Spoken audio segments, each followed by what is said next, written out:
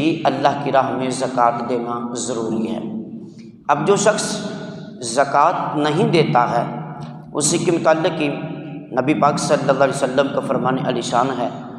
حضرت ابو ہریرہ رضی اللہ تعالی عنہ آپ سے روایت ہے، میرے کریم آقا صلی اللہ علیہ وسلم نے ارشاد فرمایا کہ جس شخص کو اللہ تعالیٰ نے مال عطا کیا ہو تو اس کی زکوٰۃ نہیں ادا کی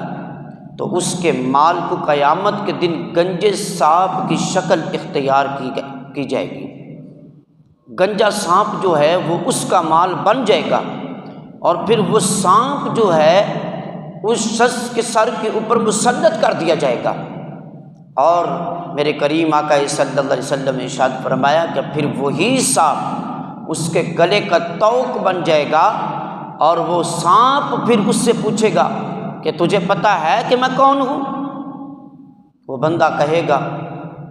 میں تو اب عذاب کے اندر مبتلا ہوں، تکلیف میں مبتلا ہوں، اب تو میرے اوپر اتنی بڑی پریشانی مسلط ہو چکی ہے اور میرے گلے کا تو طوق بن چکا ہے، اب مجھ سے پوچھتا ہے میں کون ہوں؟ اب مجھے کیا پتہ ہے کہ آپ کون ہیں؟ وہ سانپ کہے گا میں تیرا وہ مال ہوں جو تو نے دنیا کے اندر جمع تو کیا تھا لیکن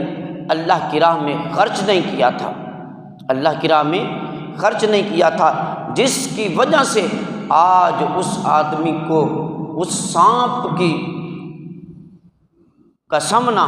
کرنا پڑا اور ساتھ اسی کے اوپر ہی اس کو مسلط کر دیا گیا۔ اس لیے زکوٰۃ جو ہے یہ اللہ کا حکم ہے۔ قرآن مجید کے اندر کئی مقامات پر کئی جگہ پر بارہا ارشاد فرمایا ہے کہ نماز قائم کرو زکوٰۃ ادا کرو، نماز قائم کرو زکوٰۃ ادا کرو، نماز قائم کرو زکوٰۃ ادا کرو۔ یہ اللہ پاک کی طرف سے بارہا حکم ہے۔ یار مجھے آپ ایک بات بتائیں، جب اللہ پاک کی طرف سے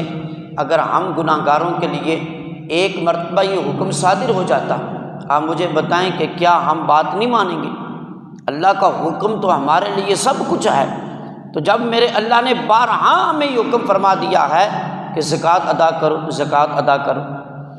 نبی پاک صلی اللہ علیہ وسلم کے دور حیات میں زکوٰۃ دی گئی،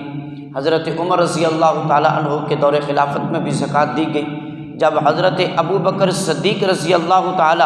یعنی ابو بکر صدیق کا جب میرے نبی کے بعد دور آیا تو اس وقت کچھ ایسے گروہ پیدا ہو گئے کہ جنہوں نے زکوٰۃ دینے سے انکار کر دیا، منکر بن گئے زکوٰۃ دینے کے۔ لیکن حضرت ابو بکر صدیق جیسے صحابی نے زکوٰۃ کے منکرین کے حوالے سے جنگ کرنے کا اعلان کر دیا کہ جو اللہ تعالیٰ کی طرف سے حکم ہے میرے نبی پاک صلی اللہ علیہ وسلم کے فرامین کے مطابق ہم پر لازم کر دیا گیا ایک عمل، تو پھر ہم اس سے منہ کیوں پھریں؟ اور پھر ایک وقت ایسا بھی آیا جب حضرت عمر کا دور آیا، حضرت عثمان غنی کا دور آیا، مولا علی کا دور آیا، پھر ان کے بعد حضرت عمر بن عبدالعزیز کا جب دور آتا ہے تو اس وقت کوئی بھی شخص زکوٰۃ لینے والا نہیں تھا۔ ایک شخص جب کسی کے پاس زکوٰۃ دینے کے لیے کوئی جاتا کہتا نہیں میں خود مال کے نصاب ہوں، یار مجھے کوئی شخص ڈھونڈ دو کہ میں جس کو زکوٰۃ دے دوں۔ زکوٰۃ سے ہی یہ اللہ کے مال سے ہی معاشرے میں بہت زیادہ بہتری آتی ہے۔ میں یہ حقیقت بات کر رہا ہوں، ہمارے اگر یہ جو اونچے طبقے کے لوگ جو ہیں، امراء جو ہیں، جن کو اللہ پاک نے بہت زیادہ مال دیا ہوا ہے، اگر یہ صحیح طریقے سے اللہ کی راہ میں اللہ کے دیے ہوئے مال سے اگر سال بعد یہ زکوٰۃ نکالے نا تو ہمارے جو غرباء اور مساکین جو آج در بدر ٹھوکریں کھا رہے ہیں، جو آج ایک توڑے آٹے کے لیے ایک دوسرے کی جانیں لے رہے ہیں، یہ کبھی بھی حال نہیں ایسا ہوگا اگر ہمارے امراء جو ہیں یہ زکوٰۃ دینا صحیح طریقے سے شروع ہو جائیں۔ ابھی ان لوگوں نے طریقہ کار کیا کر لیا، جب بینک کی طرف سے ایک قانون بن چکا کہ جس کا جتنا پیسہ ہوگا اسی حساب سے جو نہ بھی اس کی زکوٰۃ کاٹی جائے گی۔ جب رمضان المبارک کا مہینہ آتا ہے اس سے پہلے ہی 15-20 دن مہینہ پہلے وہ اپنے پیسے کو نکال لیتے ہیں۔ تو اس کا مطلب یہ ہوا نا کہ یہ لوگ زکوٰۃ دیتے نہیں ہیں۔ اور آج کل کی ہماری جو نہ بھی سوسائٹیوں کے اندر تنظیمیں اس طرح کی بن گئی ہیں، بذات خود تو وہ لوگ جو ہیں وہ زکوٰۃ کے منکر ہیں، زکوٰۃ دینے کے لیے منکر ہیں لیکن لینے کے لیے در بدر جو نہ بحال لوگوں کے پاس جا رہی ہیں. جیسا کہ کراچی کے اندر ایک بہت بڑی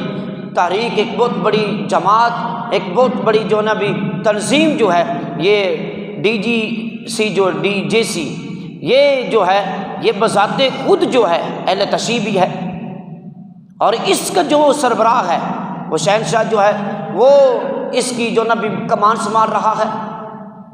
اور جب بھی سیلاب آتا ہے، جب بھی کوئی ایسا مسئلہ ہوتا ہے، جیسا کہ اب رمضان کا سلسلہ شروع ہوا، اس آدمی نے جو ہے بھی تلواریں تیز کر لی ہیں، لیکن خود دینے کے لیے منکر ہیں اور لینے کے لیے جو ہے بھی وہ گھر گھر کے دروازے کھٹکا رہا ہے. لیکن یہ یاد رکھیں، ہمارا حق یہ ہے، ان جو لوگ زکوٰۃ کے منکر ہیں ان کو زکوٰۃ دینا بھی صحیح نہیں ہے، اور ہماری زکوٰۃ ان کو دی ہوئی صحیح نہیں ہوگی. لہٰذا اس آدمی کو زکوٰۃ دیں جو مستحق بھی ہے اور جو زکوٰۃ کا پہرے دار بھی ہے اور زکوٰۃ اور صدقات کا ماننے والا بھی ہے، اس کو آپ زکوٰۃ دیا کریں. اس لیے ہمارا حق یہ بنتا ہے. اب تو آج کے اگر میں دنوں کی بات کروں، اس وقت کی اگر میں بات کروں تو متوسط طبقہ جو ہے، حالانکہ چند سال قبل وہ بھی لوگ جو تھے وہ زکوٰۃ دیا کرتے تھے،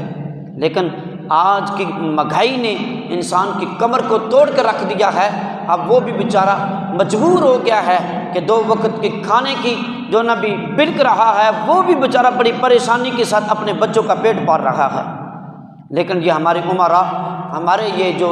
اونچے طبقہ جو ہے، میں ان لوگوں سے گزارش کرتا ہوں کہ خدا را اللہ کے خوف سے ڈریں. ہم نے قبر کے اندر جانا ہے، یہی مال جو ہے جو ہم نے جمع کر رکھا ہے، یہ سانپ کی صورت میں ہمارے گلوں کا طوق بن جانا ہے. ایک نہ ایک دن تو اس دنیا سے جانا یا نہیں جانا. تو اس لیے اپنے مالوں کی زکوٰۃ نکالیں اور اپنے غرباء مساکین کا خیال کریں. صدقہ فطر کے متعلق میرے کریم آقا صلی اللہ علیہ وسلم کا فرمان علی شان ہے. میرے محبوب نے ارشاد فرمایا کہ رسول اللہ صلی اللہ علیہ وسلم نے واجب ٹھہرایا صدقہ فطر کو غلام، آزاد، مرد، عورت، بچے، بوڑھے، ہر شخص کے اوپر صدقہ فطر جو ہے یہ واجب ہے، اس کو ادا کیا جائے. اس کے متعلق فرماتے ہیں کہ نبی پاک صلی اللہ علیہ وسلم نے حضرت ابن عباس نے رمضان کے آخر میں لوگوں سے فرمایا کہ تم لوگ اپنے روزوں کا صدقہ ادا کرو، کیونکہ حضور نے اس صدقے کو ہر مسلمان پر مقرر فرمایا ہے، خواہ وہ آزاد ہو یا غلام ہو، مرد ہو یا عورت ہو یا بچہ ہو یا بوڑھا ہو، کوئی بھی شخص ہو، اس کے اوپر صدقہ فطر جو ہے اس کو واجب کر دیا گیا ہے. اور یہ صدقہ فطر جو ہے یہ روزوں کو پاک کرتا ہے اور مساکین غرباء کے لیے خوراک ہے. اس لیے صدقہ فطر اب تو یہ تقریباً اتنی اماؤنٹ بھی نہیں ہوتی ہے، ہر شخص کے لیے یہ ضروری ہے کہ وہ صدقہ فطر کو ادا کرے. اور یہ یاد رکھیں، صدقہ فطر اس کو دے سکتے ہیں جن کو زکوٰۃ دے سکتے ہیں. یہ 8 مصارف جو بتائے گئے ہیں، اگر یہ مستحق ہیں زکوٰۃ کے، ان کو آپ صدقہ فطر بھی ادا کر سکتے ہیں. اور میرے کریم آقا صلی اللہ علیہ وسلم کا فرمان علی شان ہے، حضرت ابن عباس رضی اللہ تعالیٰ عنہ کا کہا کہ صدقہ فطر کو مقرر کیوں کیا گیا ہے، اس کی وجہ کیا ہے کہ اس کو مقرر کر دیا گیا ہے. فرماتے ہیں اس لیے کہ انسان پورا مہینہ روزے رکھتا ہے، روزے کی حالت میں کوئی کلمات ایسی زبان سے نکل جاتے ہیں، انسان خدا نخواستہ کسی کی غیبت کر لیتا ہے، زبان سے کوئی بیہودہ کلمات نکل جاتے ہیں، کسی کو گالی دے دیتا ہے، کسی کے بارے میں برا سوچتا ہے یا کوئی بھی ایسے کلمات استعمال کرتا ہے، ان کو دور کرنے کے لیے میرے کریم آقا صلی اللہ علیہ وسلم نے صدقہ فطر کو واجب فرمایا ہے. اور جب تک انسان صدقہ فطر ادا نہیں کرتا ہے، اس بندے کا روزہ جو ہے وہ آسمانوں کے اوپر لٹکا رہتا ہے. اور جیسے ہی وہ صدقہ فطر کو ادا کر لیتا ہے، اللہ تعالیٰ کی بارگاہ میں صدقہ فطر بھی قبول ہو جاتا ہے اور اس کے روزے بھی اللہ قبول فرما لیتا ہے. تو اس لیے صدقہ فطر جو ہے یہ ہمیں ادا کرنا چاہیے، اس سے جو نبی پیچھے نہیں ہٹنا چاہیے. اور جب یہ صدقہ فطر واجب ہوا تھا اس وقت میرے کریم آقا صلی اللہ علیہ وسلم نے حضرت عمر بن شعیب اپنے باپ سے اور وہ اپنے دادا سے روایت کرتے، نبی پاک صلی اللہ علیہ وسلم نے ایک شخص کو بھیجا، مکہ کی گلیوں میں اعلان کر دو، فرمایا کہ اعلان کر دو صدقہ فطر ہر مسلمان پر واجب ہے، خواہ وہ آزاد ہو یا غلام ہو، مرد ہو یا بچہ ہو یا بوڑھا ہو، کوئی بھی ہو، اس کو صدقہ فطر ادا کرنا ہوگا۔ اور یہ یاد رکھیں اس کے اندر ایک اور بھی مسئلہ ہے، اگر صدقہ فطر یہ عید الفطر کی نماز پڑھنے سے پہلے ادا کرنا ہے، عید الفطر کی نماز ادا کرنے سے پہلے اس کو صدقہ فطر کو ادا کرنا۔ امام شافعی رحمۃ اللہ تعالی علیہ آپ فرماتے ہیں کہ یہ صدقہ فطر جو ہے یہ رمضان کی وجہ سے واجب ہوا ہے، بسبب رمضان ہے، لہذا رمضان کے اندر اس کو صدقہ فطر کو ادا کرنا ہوگا۔ لیکن ہمارے نزدیک امام اعظم ابو حنیفہ رحمۃ اللہ تعالی علیہ آپ فرماتے ہیں کہ یہ عید الفطر کا سبب بنا ہے، لہذا عید الفطر کے دن ہی صدقہ فطر ادا کر دیا جائے۔ لیکن علماء فرماتے ہیں کہ اب جو ہے صدقہ فطر پہلے بھی ادا کر سکتے ہیں، آپ رمضان جیسے ہی شروع ہوتا ہے آپ صدقہ فطر دے سکتے ہیں، بیچ میں دے سکتے ہیں، اختتام میں دے سکتے ہیں، بہتر یہ ہے کہ عید سے پہلے ہی صدقہ فطر ادا کر دیا جائے تاکہ جو غریب ہیں، جو مسکین ہیں، جو مستحق لوگ ہیں وہ بھی ہماری خوشیوں کے اندر شامل ہو سکیں، تاکہ اپنے بچوں کے جوتی کپڑے جو کچھ بھی لینا دینا ہے وہ تاکہ ہماری خوشیوں میں شریک ہو سکیں، ٹھیک ہے کہ نہیں؟ اس لیے صدقہ فطر جو ہے اس وقت ادا کیا جائے۔ دوسری بات یہ ہے چھوٹا بچہ اگر عید نماز پڑھنے سے پہلے پیدا ہوا ہے اس کے اوپر بھی صدقہ فطر واجب ہوگا، سمجھائی کہ نہیں جی؟ اگر ایک دن کا بھی بچہ ہے اس کے اوپر بھی صدقہ فطر جو ہے وہ بھی واجب ہوگا۔ ہم زکوٰۃ اور صدقہ فطر باپ، ماں، دادا، دادی، نانا، نانی کو نہیں دے سکتے، یہ ہماری کفالت کے اندر آتے ہیں۔ ہم وہ بوڑھے ہو گئے ہیں، ہمارا حق نوجوانوں کا بنتا ہے ہم ان کو سنبھالیں، ٹھیک ہے، ان کا خیال کریں، یہ ہماری ذمہ داری ہے، ہم ان کو صدقہ زکوٰۃ نہیں دے سکتے۔ اسی طرح بیٹا، بیٹی، نواسا، نواسی، پوتا، پوتی، ان کو بھی نہیں دے سکتے۔ باقی جو عزیز و اقارب رشتہ دار ہیں ان میں دیکھا جائے گا کہ وہ مستحق ہیں تو ان کو صدقہ فطر جو ہے وہ دیا جائے، صدقہ زکوٰۃ جو ہے وہ بھی دی جائے۔ اب میں دعا کرتا ہوں اللہ کی بارگاہ میں ہم سب کو اسی کام کے اندر